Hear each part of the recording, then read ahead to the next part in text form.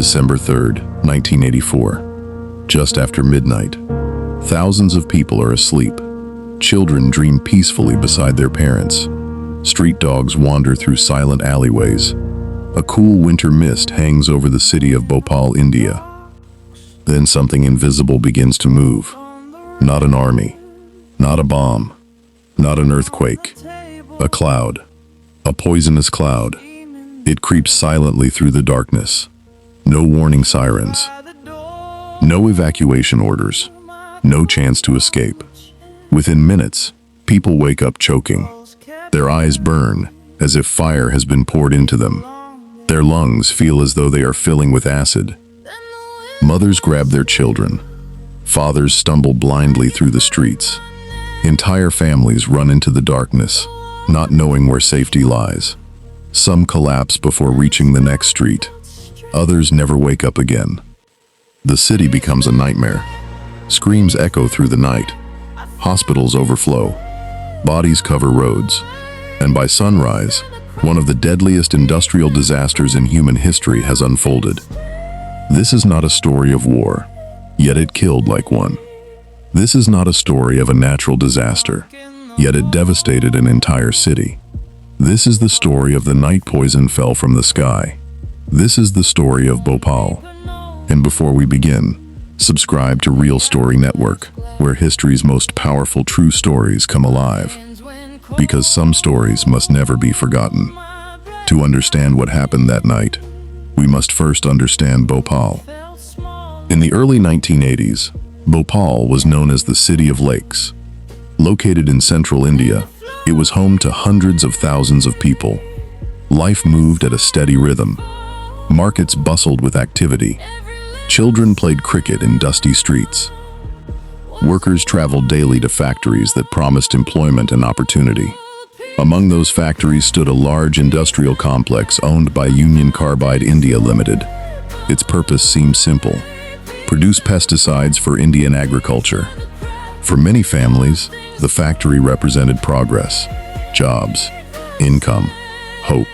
Yet hidden behind its walls were massive tanks containing one of the most dangerous chemicals used in industrial manufacturing: methyl isocyanate, MIC, a chemical so toxic that even a small exposure could severely damage the human body. Workers knew it was dangerous. Engineers knew it was dangerous. Executives knew it was dangerous. But as the years passed, economic pressures began to reshape the plant. Sales declined. Budgets were cut. Maintenance suffered. Safety systems that once stood ready became neglected. Experienced staff members left and were replaced by fewer workers. Training standards weakened. Warning signs appeared. But life continued. Most residents living nearby had no idea they were sleeping beside a potential catastrophe. The factory loomed over neighborhoods packed with homes. Families cooked meals within sight of chemical storage tanks. Children played under the shadow of an industrial giant. No one imagined that one night would change everything. Disasters rarely appear without warning. Often, they whisper before they scream. And Bhopal whispered for years. Workers reported leaks. Small accidents occurred. Employees raised concerns about equipment failures. Some safety mechanisms stopped functioning properly. Others were switched off to save money. The refrigeration system designed to keep MIC cool was no longer operating as intended. Critical maintenance was delayed. Staff numbers were reduced. Experts warned that storing large quantities of MIC posed enormous risks. But the warnings never received the urgency they deserved. Inside the plant, corrosion slowly damaged equipment. Valves aged. Pipes weakened. Pressure built. Not just inside the machinery, but within the entire system. Yet outside the factory walls, ordinary people remained unaware. Children went to school. Vendors sold food. Families planned weddings. Life carried on. The danger was invisible. And invisible dangers are often the most deadly. No one knew that the countdown toward catastrophe had already begun. The night of December 2nd, 1984, began like countless others. Workers reported for duty. The city settled into sleep. Lights flickered off one by one. The streets grew quiet. Then, somewhere inside the factory, water entered a storage tank containing MIC. What happened next was chemistry turning into catastrophe. The reaction generated heat. Temperatures soared. Pressure rose rapidly. Inside the tank, conditions became uncontrollable. Workers noticed abnormalities. Instruments showed alarming readings. But by then, events were moving too quickly. The chemical reaction intensified. Pressure climbed higher. And then, the tank released its deadly contents. A massive cloud of toxic gas erupted into the night sky. The gas escaped through vents and drifted beyond the factory boundaries. The wind carried it toward densely populated neighborhoods. Thousands slept directly in its path. The cloud moved silently. No explosion. No dramatic flash.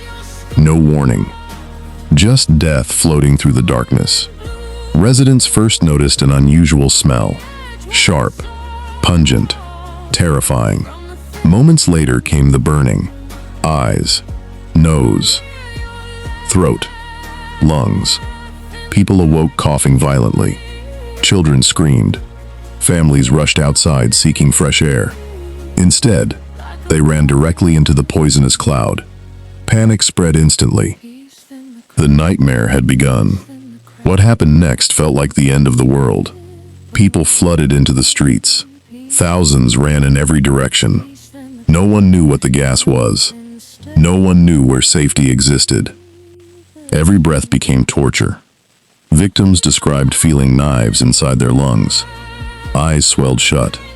Many vomited uncontrollably. Others collapsed where they stood. The city became a scene of unimaginable terror. Parents carried unconscious children. Children searched desperately for missing parents. The roads filled with people fleeing an enemy they could not see. Animals died alongside humans. Dogs collapsed.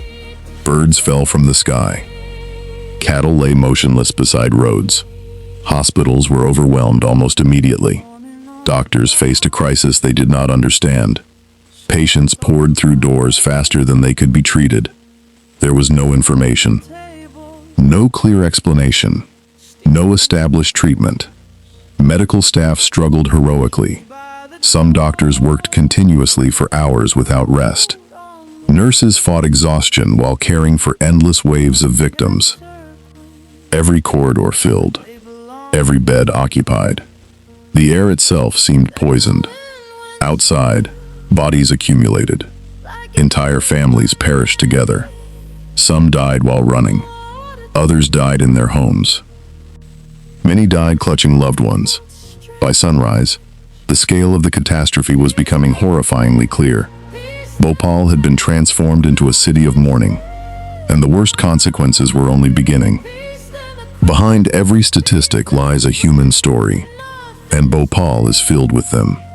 One survivor later recalled waking to intense burning in his eyes. He thought his house was on fire. When he stepped outside, he saw hundreds of people running. Some were screaming. Others were already collapsing. He joined the crowd, but every breath felt worse than the last. His lungs seemed to be shutting down, yet somehow he kept moving. Another survivor remembered carrying her child through streets filled with panic. Visibility was poor. People crashed into one another. The child struggled to breathe. She could hear coughing everywhere. The sounds of fear. The sounds of desperation. The sounds of people fighting to stay alive. Some families escaped the worst exposure by chance. Others survived because neighbors helped them. Strangers carried strangers. People shared water. Some guided the blind through darkness. Acts of courage emerged amid chaos. Doctors remained at their posts despite exposure. Hospital workers treated victims while fearing for their own lives. Ordinary citizens became heroes. Yet survival carried its own burden. Many survivors would spend decades living with physical and psychological scars. The nightmare did not end at sunrise. For countless people, it never truly ended. As daylight revealed the city, the true horror emerged. Bodies lined streets. Hospitals remained overwhelmed. Families searched desperately for missing loved ones. Funeral ceremonies occurred on a massive scale. Grief spread across Bhopal. Official death figures varied. Immediate deaths numbered in the thousands. Long-term estimates would rise far higher. Many experts believe tens of thousands ultimately died from exposure-related causes over the years. The gas had attacked human bodies in devastating ways. Respiratory damage, eye injuries, neurological problems, reproductive complications, chronic illnesses. Entire communities faced lasting health consequences. Children born years later would become part of the tragedy's continuing story. Questions quickly emerged. How could this happen? Who was responsible? Could it have been prevented? Investigations examined safety failures. Critics pointed to cost-cutting measures. Concerns grew regarding corporate responsibility, regulation, and accountability. The disaster sparked international outrage. Around the world, people watched in shock. Bhopal became a symbol, a warning, a lesson written in suffering. Yet for survivors, the debate was deeply personal. This was not merely a news story. It was their lives, their families, their future. More than 4 decades later, Bhopal remains one of history's most important industrial tragedies. Its impact extends far beyond India. The disaster changed conversations about chemical safety worldwide. Governments strengthened regulations. Industries reassessed risk management. Emergency planning gained renewed attention. Yet the lessons came at an unbearable cost. Survivors continued seeking justice. Many continued battling health problems. Communities remained affected by environmental concerns and long-term consequences. The tragedy raised difficult questions. How much responsibility do corporations bear toward surrounding communities?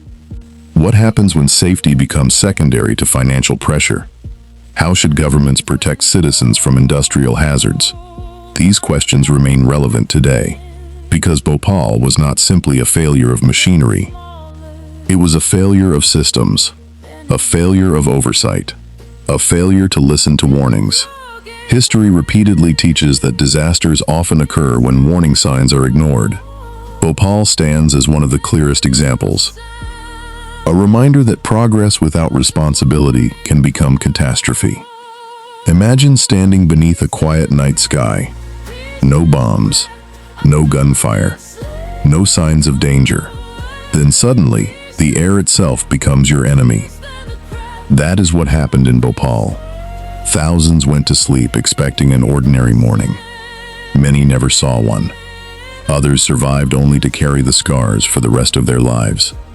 The tragedy was measured in deaths, but also in broken families, lost futures, enduring grief, and memories that refuse to fade. The people of Bhopal remind us that history is not merely dates and events. History is human. It breathes. It suffers. It remembers. The night poison fell from the sky, changed countless lives forever, and it left behind a warning for the entire world. When warnings are ignored, when safety is neglected, when human lives become secondary, disaster waits in the shadows. Bhopal is not just a chapter in history. It is a responsibility carried into the future, a reminder of what can happen when vigilance disappears. And as long as the survivors remember, as long as the families mourn, as long as the world learns, the victims of Bhopal will never truly be forgotten. Thank you for watching Real Story Network. If this story moved you, subscribe to the channel, like this video, and share it with others. Because history matters, and some stories are too important to disappear into silence. This was The Night Poison Fell from the Sky.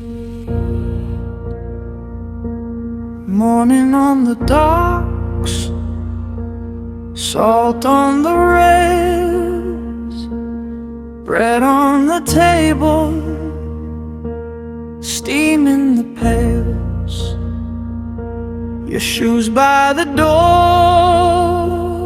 my coat on the chair. The gulls kept circling like they belonged there.